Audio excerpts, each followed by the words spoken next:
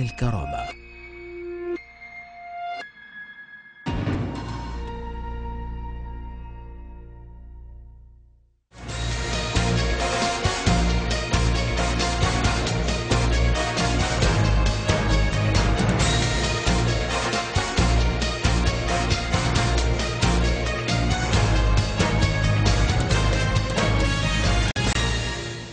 Hello, welcome to Watan الكرامة news channel. It is 9 p.m. our time for top stories, and we start with latest developments in the Libyan state. Parliament member Abu Bakr Baira said the reason behind the delay of passing the proposed government is that the government did not vote for approval. Baira noted that there is no specific time to vote on the government following the extension of Parliament's mandate, adding that reason behind rejecting the latest modified draft is its impact on the leaders of the Arab Libyan armed forces. He stressed that the names put forward by UN envoy to Libya Bernardino اليوم and the latest amended draft are rejected by Parliament. Moreover, Baira noted that Leon tried to impose names of candidates, blaming him for blocking the government formation.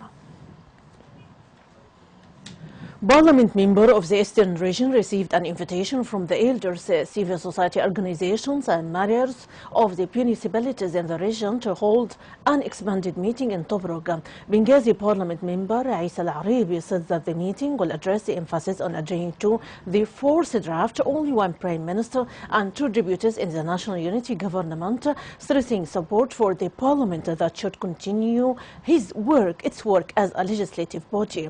Al-Aribi noted that the general trend will reject the designation of the President of the State Council and the National Security Advisor, adding that the meeting would demand guarantees from the United Nations for the Arab Libyan armed forces. Members of the UN Security Council urged the dialogue parties to accelerate the signing of October 9th political agreement and work quickly towards forming a national unity government. Security Council members claim the political agreement provides a real opportunity for resolving the political, security and institutional crisis in Libya. They also noted that the Sanctions Committee is ready to name those who threaten the peace, stability and security in Libya or those who undermine the successful implementation of the political transition, according to the text of the official statement. Libya's permanent envoy to the United Nations, Ibrahim al-Dabbashi, said that the Libyan scene has become clear by revealing the position of the parties concerned in the Libyan crisis, stressing that Benghazi should be a part of the solution. Al-Dabbashi noted that the positions of the parties have become more obvious to the international community, especially after the exit of the outgoing Congress from the scene and the mass protests that have taken place in Benghazi. Al-Dabbashi suggested that the addition of a fourth deputy prime minister or a third minister from Benghazi city in order to create a balance between the positions, aiming at dealing with complexities of the security scene, not a balance between regions. The accused in the attack on the U.S. consulate in Benghazi, Ahmad Abu Khatala, called on the U.S. Federal Court in Washington to drop some of the charges against him in connection with his involvement in the attacks on the U.S. consulate in Benghazi 2012. Some reports said that the judge Casby Cooper, who presided over the court, promised to issue a written ruling without announcing the date of the next meeting. Moreover, the prosecutor didn't say whether to seek the death penalty on the defendant. In the meantime, the assistant of Hillary Clinton gave her testimony last Friday before a congressional committee in the charge of investigating the attack before questioning Clinton by the committee in October 22. Special Forces Commander Colonel Wanis Bouhamada stressed that Army units and Special Forces took control of all camps and military units in Benghazi city. Bouhamada noted that all units of the armed forces took control of all camps in the city. He says there is a great progress by Army in all districts, adding that the armed forces steadily continue progress in all districts and they are working on coming the liberated areas. And still Libya, local sources in Bin Jawad areas confirmed that a terrorist Daesh leader was killed by unknown assailants. The sources noted that the unknown assailants today shot Nasir Boushoucha al-Maghribi, one of the most important leaders of terrorist Daesh group, while he was entering the region coming from the town of Nufaliya. And now we transfer to the Egyptian parliamentary elections. Egypt kicks off its long-awaited parliamentary elections, the final step in a process meant to put the country back on a democratic course. Security forces were on guard at polling stations while voters came to cast their ballots. The voting takes place over 2 rounds today and tomorrow on November 22 and 23, with 2 sets of runoffs in constituents where no clear winner has emerged. Voters were optimistic about the change the elections could bring. In about the Yemen crisis, Yemen's government will attend UN-sponsored talks with the Houthis and their allies. A government spokesperson said today, in a fresh bid to end a month of fighting that has killed more than 5,000 people.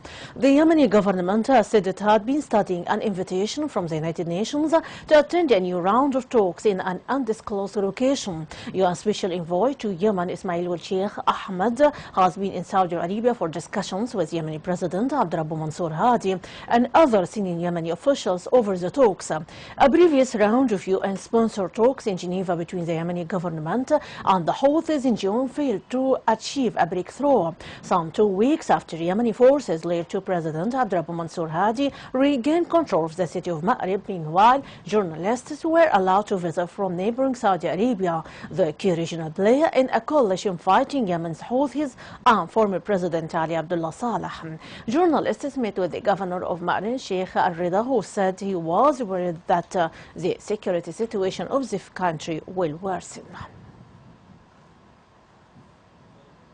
U.S. Secretary of State John Kerry said today he would meet Israeli Prime Minister Benjamin Netanyahu in Germany this week, followed by talks with Palestinian President Mahmoud Abbas after more than 2 weeks of clashes between Israelis and Palestinians.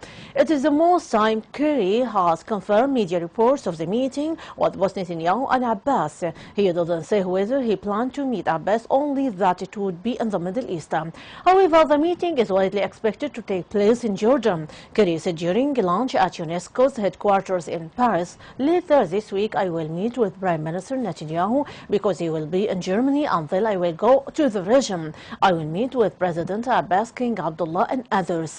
More than 40 Palestinians have died in the recent street violence in the occupied East Jerusalem and the West Bank, triggered by increased Jewish encroachment on Jerusalem's Al-Aqsa Mosque compound. In about the migration crisis and its reactions, Europe reactions, German Chancellor Angela Merkel offered Turkey the prospect of support for faster progress on its bid to join the European Union today in return for cooperation stemming the flow of migrants and taking back those rejected by Europe. Speaking in Istanbul at a joint news conference with Turkish Prime Minister Ahmet Davutoğlu, Merkel said Germany could help accelerate the path to visa-free travel to EU for Turks and push forward Ankara's protracting EU membership talks. In return, she expected Turkey to agree more quickly to take immigrants sent back by the EU so-called readmission agreement that Davutoğlu has said he will sign up to only if there is progress on liberating the visa regime for Turks. Merkel, who only 10 days ago reiterated her opposition to Turkey's joining the EU, said the talks were very promising. Both the Turkish and German leaders said they had agreed there could be no lasting solution to the migration crisis without resolving the conflict in Syria, from where more than 2 million refugees have now fled to Turkey. Nigerian experts said that there are growing concerns in Nigeria that mass destruction weapons might have come into the possessions of the terrorist group Boko Haram, who now claims themselves as terrorist Daesh in West Africa. The country's military recently warned civilians that the group might be using deadly cluster bombs that are capable of causing collateral damage. The military is calling for caution about citizens, especially in the northeastern region, which has been the center of Boko Boko Haram activists. The cluster bombs normally require real launchers, and with no known aircraft to its name, Boko Haram is somewhat believed unlikely to generate such weapons. Nigeria is among the over 100 countries that signed the UN Convention on Cluster Munition, banning their use, production, transfer, and stockpiling.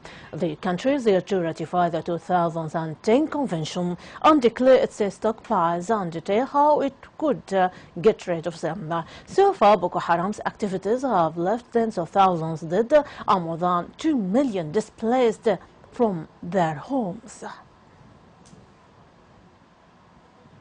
My audience, that is the wrap-up of our top stories for today. For much more, you can check our website www.الكرامة.tv. Thanks very much for being with us. My greeting, Rania Al-Bilidi.